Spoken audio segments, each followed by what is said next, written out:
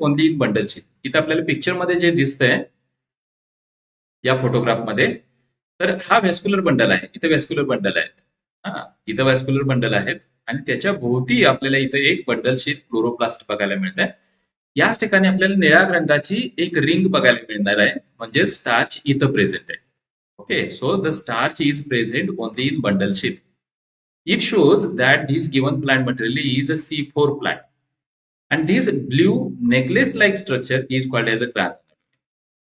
Okay, याच्यामध्ये निळ्या रंगाचा जो नेकलेस दिसतोय त्याच्या वेस्क्युलर बंडलच्या गळ्याभोवती, त्याला आपण म्हणतो क्रान्स अॅनाटॉमी.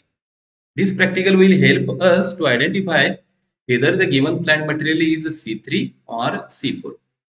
त्याच्यामध्ये फोटोसिंथेटिक पाथवे C4 आहे का C3 आहे हे शोधायचं असेल तर सिंपली आपल्याला त्याचं सेक्शन घ्यायचं आहे आणि या पद्धतीनं क्रान्स अॅनाटॉमी दिसते किंवा नाही ते बघायचंय. दिसत असेल तर C4 प्लांट, दिसत नसेल तर C3.